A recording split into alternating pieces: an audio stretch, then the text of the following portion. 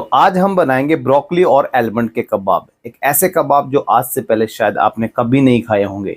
ये कबाब आज से 10 साल पहले मैंने एक रेस्टोरेंट पे बनाए थे। तो आज मैंने सोचा क्यों ना ये रेसिपी आप लोगों के साथ शेयर की जाए। तो नमस्कार फ्रेंड्स, मेरा नाम है शेफ कुलदीप और मैं आपके लिए लेके आता रहता हूँ नए नए वीडियोस। तो चलिए आज की वीडियो की शुरुआत करते हैं कि किस तरह से बनाया जाएगा ब्रोकली और आलमंड के कबाब। लेकिन इससे पहले अगर आपने मेरे चैनल को लाइक शेयर सब्सक्राइब नहीं किया है तो चैनल को लाइक शेयर सब्सक्राइब जरूर कर लें, ताकि मैं इसी तरह से आपके लिए नए नए वीडियोस लेके आता रहूं। तो चलिए शुरुआत करते हैं आज के कबाब की किस तरह से बनाए जाएंगे। ब्रोकली और आलमंड के कबाब बनाने के लिए आप सबसे पहले एक ब्रोकली लोगे। ब्रोकली बिल्कुल हरे रंग की लें, बिल्कुल पीली वाली ब्रोकली ना लें। और इसको सबसे पहले हम ग्रेट कर लेंगे, बारीक साइड से ही आप ग्रेट करें। तो इसको अच्छी तरह से अब सारी ब्रोकली को ग्रेट कर लेंगे। तो सारी ब्रोकली को आप इस तरह से पहले ग्रेट कर लें, पूरी फाइन बिल्कुल बारीक बारीक ब्रोकली। तो ये सारी ब्रोकली हमने ग्रेट कर ली है। हम एक बर्तन में निकाल लेते हैं, क्योंकि नेक्स्ट स्टेप में हम इसको थोड़ा सा रोस्ट करेंगे। तो चीज़ ग्रेट करेंगे, ये वाला चीज़ यहाँ पे लेंगे टीन वाला चीज़। आपके पास अगर दूसरे वाला कोई चीज़ है तो पैकेट वाला, तो पैकेट वाला भी यूज़ कर सकते हो। लेकिन मैं यहाँ पे इसको रिकमेंड करूँगा, क्योंकि ये चीज़ बहुत अच्छा चीज़ होता है, अमूल प्रोसेस चीज़। तो अब थोड़ा सा चीज़ ग्रेट करेंगे। तो ये लगभग 60 ग्राम चीज़ मैंने यहाँ पे लिया है। अब इसको हम ग्रेट करेंगे। आपने ग्रेट करना है, बिल्कुल इस तरह से करना है,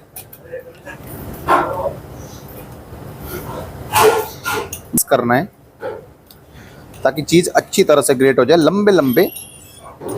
इसको भी हम एक बॉल में यहाँ पे रख लेते हैं। तब ब्रोकली को अब हम भूनेंगे थोड़ा सा। इसके लिए मैंने डाला है थोड़ा सा देसी घी। मैं देसी घी यहाँ पे मिल्क फूड का यूज़ कर रहा हूँ, आप चाहे तो कोई भी देसी घी यूज़ कर सकते हैं। तो देसी घी गर्म हो चुका है। अब मैं इसमें डालूंगा थोड़ा सा शाही जीरा। हल्का सा घी गर्म होने पर ही शाही जीरा आप इसमें डालें। मार्केट में शाही जीरा आपको इजीली मिल जाता है। शाही जीरा जीरे से थोड़ा सा छोटा होता है, तो शाही जीरे का फ्लेवर बहुत अच्छा आता है। जब भी हम कोई कबाब बनाते हैं, कोई टिक्की बनाते हैं, तो उसमें शाही जीरे का फ्लेवर बहुत अच्छा आता है। तो शाही जीरा आप ज़रूर डालें किसी भी टिक्की में और कबाब में, जो भी आप बना रहे हैं। तो शाही जीरा हमारा तेल में फट गया है। थोड़ा सा जाएगा इसमें फाइन किया हुआ जिंजर, फाइन चॉप जिंजर थोड़ा सा डालेंगे। तड़के में ही डालना है आपने। और थोड़ी की चॉप की हुई ग्रीन चिल्ली, फाइन चॉप की हुई ग्रीन चिल्ली आपने डालनी है। तो हमेशा जब भी आप कोई कबाब बनाए तो इस चीज़ को तड़के में जरूर हल्का सा उसको भून लें। तो ज़्यादा हमने इसको पकाना नहीं है, ब्राउन नहीं करना है, नहीं तो उसका फ्लेवर ख़त्म हो सकता है। इसलिए हम इसमें ऐड करेंगे अब ब्रोकली, ग्रेट किया हुआ ब्रोकली। तो ये ग्रेट किया हुआ ब्रोकली जो हमारे पास था, ये सारा मैंने इसमें डाल दिया है। और इसको हल्के हल्के स्लो आंच पे हमने इसको भूनना है।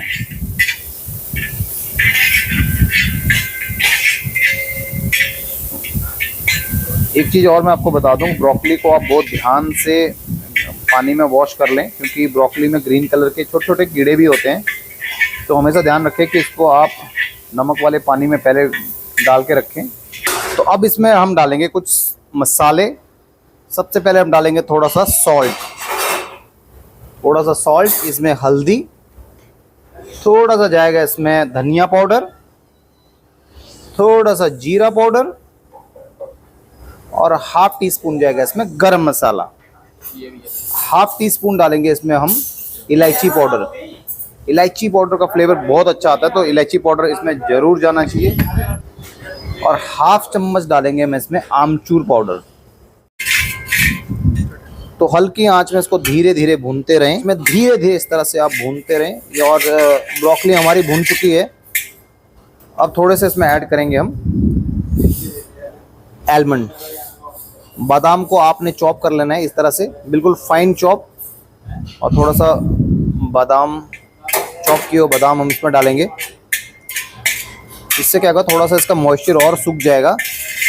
और ये जब आप इस टिक्की को खाओगे तो आपके मुंह पे हल्के हल्के क्रंची, जब ये टिक्की के साथ मुंह में आते हैं तो ये बड़े अच्छे लगते हैं खाने में। तो ये मिक्सचर हमारा बनकर तैयार हो चुका है। अब हम इसको एक बर्तन में निकाल लेते हैं। तो आप देख सकते हैं मिक्सचर इसका बिल्कुल ग्रीन है, जिस तरह की ब्रोकली थी बिल्कुल ग्रीन मिक्सचर इसका होना चाहिए इस तरह से, और ये काला नहीं पड़ना चाहिए। इस मिक्सचर को हम इस परात में निकाल लेते हैं और इसमें जाएगी अब थोड़ी सी चीज़, ग्रेट की हुई चीज़, थोड़ी सी चीज़ जाएगी इसमें ग्रेट की हुई। 1 चम्मच जाएगी इसमें कॉर्नफ्लावर, क्योंकि जब हम इस टिक्की को सैलो फ्राई करेंगे तो थोड़ा सा ये क्रिस्पी हो जाती है इसके साथ में, और खाने में भी बड़ी अच्छी लगती है, हल्की सी बाइंडिंग इसको मिल जाती है। तो अब इस मिक्सचर को हम हाथ से अच्छी तरह से मिक्स कर लेंगे।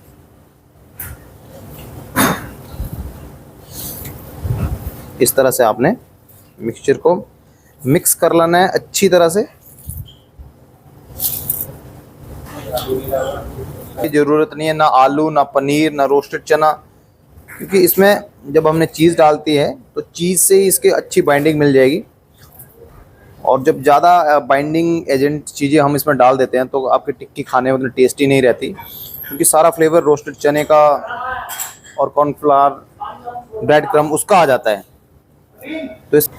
तो मिक्सचर हमारा बनकर तैयार हो चुका है। इसमें हम क्या डालेंगे, मेरे पास है यहाँ पे जैलापेनो।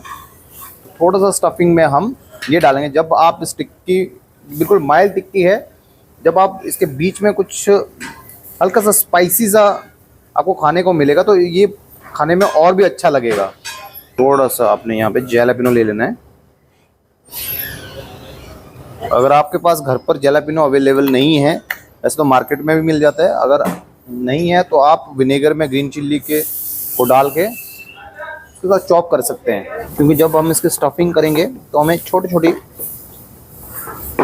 फाइन कटिंग में ये चाहिए होगा। तो इतने स्टफ, अब इसको हम एक बर्तन में निकाल लेते हैं। तो ये स्टफिंग अब बनाएंगे यहाँ इस तरह से 1 2 3 4 5 6 7 और ये 8 9 टिक्कियाँ इसकी बनकर तैयार हो चुकी है। किस तरह से आपने इसको स्टफ करना है, एक टिक्की आपने लेनी है, इस तरह से आपने उस पर होल बनाना है और थोड़ा सा लेना है आपने यहाँ पे जैलापेनो, इस तरह से स्टफ करना है और इसको ऐसे बंद कर देना है और हल्के हाथ से आपने इसको आलमंड फ्लेक्स इस तरह से, तो दोनों साइड भी लगा सकते हैं, तो मैं यहाँ पे 1 साइड ही लगा रहा हूँ। तो इस तरह से बना के रख लें अब सारी टिक्कियाँ। चलिए अब टिक्कियों को थोड़ा सा सेक लेते हैं। कबाब को थोड़ा सा डालेंगे यहाँ पे पहले देसी घी, आप चाहे तो रिफाइंड ऑयल भी डाल सकते हैं, पर मैं यहाँ पे देसी घी डाल रहा हूँ। तवे को हल्का सा गर्म होने देंगे। आप चाहे तो नॉन स्टिक पैन के ऊपर भी इनको सेक सकते हो, लेकिन मेरे पास यहाँ पे, हम जैसे होटल में काम कर रहे हैं तो हमारे पास बड़ा तवा रहता है जिसको माही तवा कहते हैं। तो आप घर पर छोटे तवे पे भी कर सकते हैं या नॉन स्टिक पैन पे भी कर सकते हैं। तो अब हम इसको सेकेंगे सारी टिक्कियाँ जितनी भी मेरे पास है। यहाँ पे मेरे पास यहाँ 6 से 7 टिक्कियाँ हैं। 1 2, तवा आपका हल्का सा गर्म होना चाहिए, बिल्कुल ठंडे तवे पे ना डालें, नहीं तो ये चिपक भी सकती है नीचे। तो सारी टिक्कियों को हम इस तरह से तवे पे डाल देंगे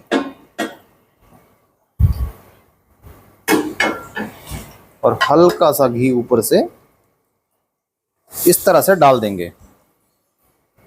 तो उसको स्लो हीट में आपने पकने देना है जब तक इस पे 1 साइड पे अच्छा सा गोल्डन कलर ना आ जाए। जब इस पे हल्का गोल्डन कलर आ जाएगा तब हम इसको दूसरी तरफ पलटेंगे। स्लो हीट में ही आपने इसको पकाना है। हाई फ्लेम में पकाओगे तो आपका कबाब जल भी सकते हैं। तो बिल्कुल स्लो फ्लेम पे 2 से 3 मिनट के लिए, और बिल्कुल हल्के हाथ से आपने इसको पलटना है, क्योंकि इसके अंदर चीज़ है, जो चीज़ हमने स्टफ़ की है मेल्ट होके वो बाहर भी निकल सकती है और ये सॉफ्ट बहुत ज़्यादा है। दूसरी तरफ पलटेंगे। इस तरह से आप सारे टिक्कियों को पलट के रख लें।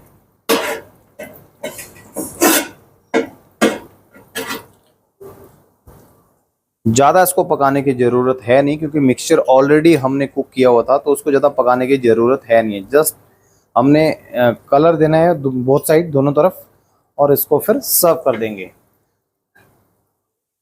तो 1 से 2 मिनट तक हमने इसको और थोड़ा सा सेकने के बाद इसको एक प्लेटर में निकाल लेंगे, और बनकर तैयार है आपके ब्रोकली और आलमंड के कबाब। बहुत ही अच्छा ये कबाब है, आप एक बार ज़रूर ट्राई करके देखें। जो होटल के फ्रेशर हैं वो भी इसको बना के ट्राई कर सकते हैं, कहीं ट्रायल पे जाते हैं तो इस कबाब को आप ट्रायल में ज़रूर दे सकते हो। और घर पर बना रहे हो तो घर पर बनाना भी बहुत इजी है, क्योंकि ज़्यादा डिफ़िकल्ट है नहीं है। ऐसे आइटम इसमें है कि जो इजीली आपके घर पर भी अवेलेबल हो जाते हैं। तो चलिए दूसरी तरफ पलटते हैं और देख, इस तरह का कलर आपका इस कबाब में आना चाहिए, बिल्कुल गोल्डन फिनिशिंग।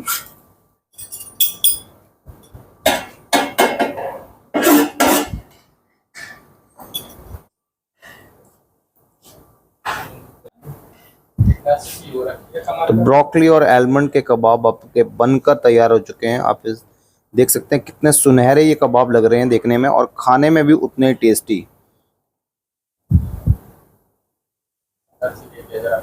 चलिए इसको सर्व करते हैं अब एक प्लेटर में, और मैं बताता हूँ और टेस्ट करके आपको बताता हूँ कि क्या इसका टेस्ट है और कैसे बने हैं आपके ब्रोकली और आलमंड के कबाब।